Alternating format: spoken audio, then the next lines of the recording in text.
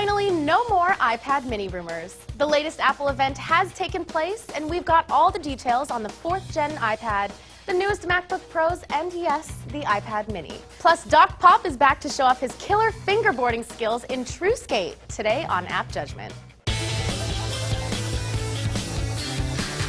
This episode of AppJudgment is brought to you by the Ford Focus Electric. Welcome to AppJudgment, your source for mobile app news and reviews. I'm Mauricio Balvanera. And I'm Jackie Talbot. And we have all the official info on the iPad mini. Finally, that's right. All the announcements were made down in Palo Alto? San Jose? San Jose, you're right. You're absolutely right. Ha, just kidding. So, we're going to run through this really quickly. Yes. We've got a review with Doc Pop on the back side of this show. That's a good one. It's a fun one. Especially if you like skateboarding. This will make Sweet sense. moves. Sweet moves, bro. This will make sense in a sec. This is going to make a lot of sense. So, starting off with the screen size, this is a 7.9-inch display at 1024 by 768. They had a really cool way of reminding people what the screen size is, because the current iPad is 9.7 inches. If you flip those two numbers around, it's 7. That's right. So easy to remember. Yeah. So this is the same resolution as the iPad 1 and 2. It's going to come in 16, 32, and 64 gigabyte sizes, starting at 329, 429, and 659, all respectively. This is for the Wi-Fi version. You're going to have to wait a couple weeks to order the Wi-Fi with LTE version, essentially, and that's going to run you 459, 559, and 659 again, respectively. Yeah, so a little bit pricier. Yeah. The size itself is very nice. It's 7.87 inches tall by 5.3 inches wide by 0.28 inches thin. That's pretty thin. It's pretty tiny, and it's only 0.68 pounds, so very light. Yeah. Comes in black and white. The white, I believe, has the aluminum backplate, and then the black has different backplate. And it looks like they have that nice bezeling around the edge too, the same as the iPhone 5. Yeah. Very nice build. This is coming with the dual-core A5 processor. This isn't the A6X that the brand new iPad is getting. Right. It's running the previous version. Still fast though. Yep. FaceTime HD front side camera at 720p video. Yeah, and then the back camera, which has eyesight, is 5 megapixels and records in 1080p. Obviously, there is, like we said, LTE capability if you want to buy that one. Right. It's going to come with the Lightning connector. Sorry, guys, you're going to have to get all sorts of adapters for all your little hardware widgets. Yep. Siri, of course. You're gonna have Siri on that. Yep. Yeah, and if you want to, you can pre-order it starting Friday, October 26th.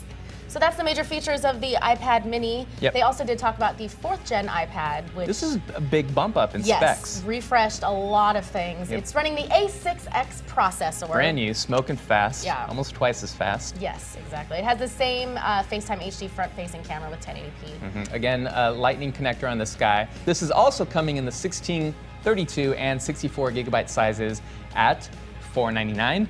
$599 and $699, and if you want LTE on this guy, you're going to be paying $629, $729, and $829. Wow, that's getting expensive. It's getting up there, pretty close to the pricey. Airs. Yeah. But this one, the new 4th gen, has the Retina display. It does. And you know what doesn't?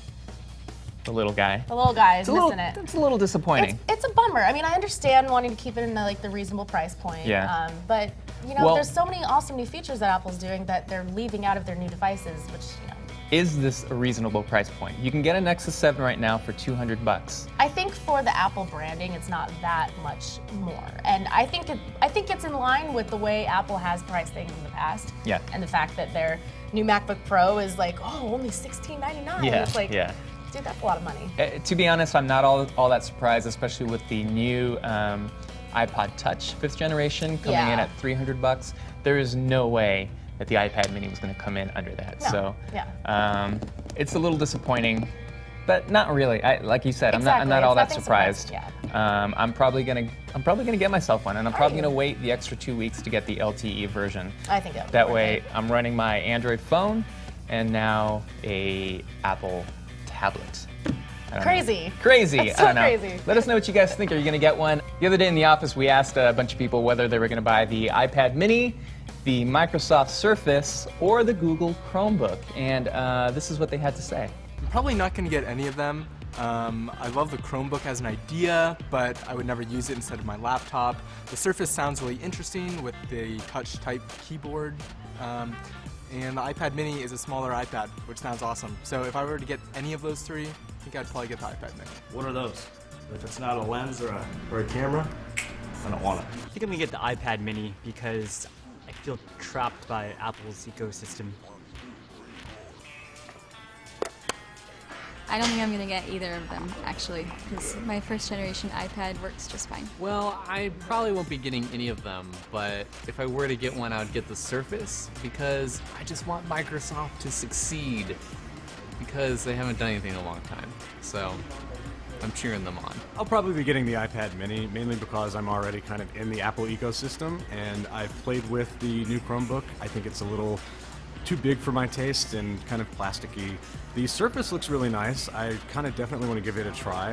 I think that Windows 8 is really interesting, and but yeah, I think iPad mini all the way for me. Cool. So a lot of people just didn't care. They're like, I'm not going to buy anything. I don't need any of those. Exactly. Like, I have a laptop. That's a little segment from our new show on Tech Feed called Downloaded. It's hosted by Jim Louderback, Patrick Norton, and a sort of revolving cast of people, entrepreneurs, and all sorts of cool people. You should check it out.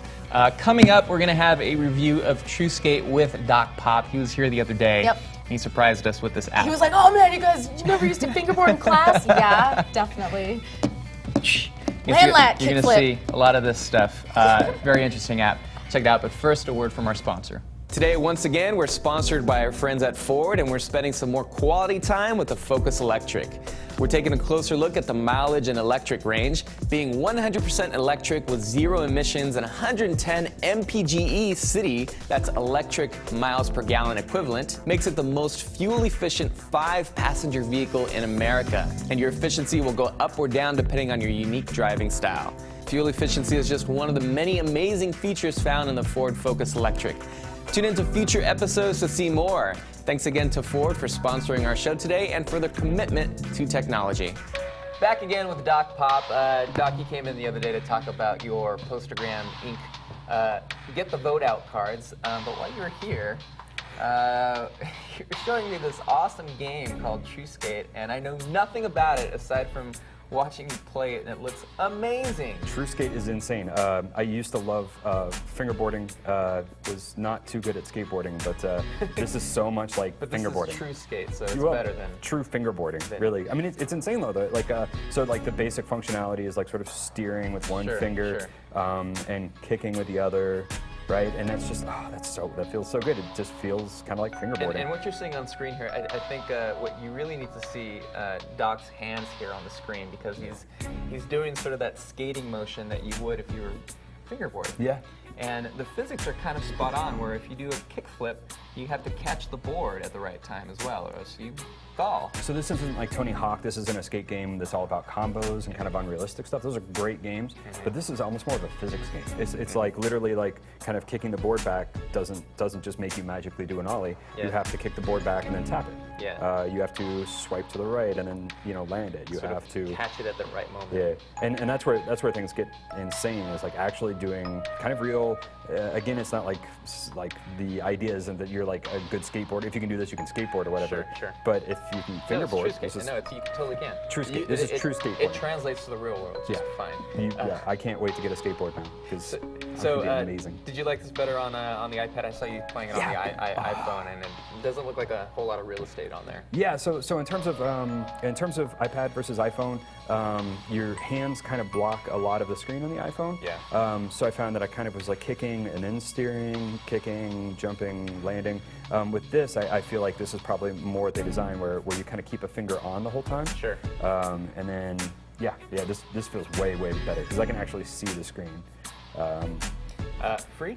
$1.99, which is not bad. Okay. There's a couple other skate games that are kind of similar. Right. I'm blanking on the name of it right now, but there's one that's actually a top-down view, which sucks because you can't see anything ahead of you. Yeah.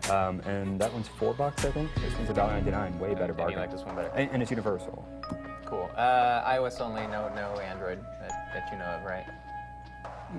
Yeah. Aww. Yeah, I'm sorry. Yeah, I think it's iOS only. So I can't play it on my phone. Sorry. But I can play it on my iPad. Bad. That's awesome. Doc, thank you for sharing this one with us. Wow, fell into that one. All right, hit us up on Twitter, Facebook, subscribe on YouTube, follow Doc at twitter.com/DocPop. SincerelyInc.com is your company? Sincerely. Sincerely. Yeah, sincerely.com. Sincerely.com. All right. And wow. Postagram. Way to go getting that URL. Yeah, right? Yeah. All right, let us know what you think, and we'll see you next time.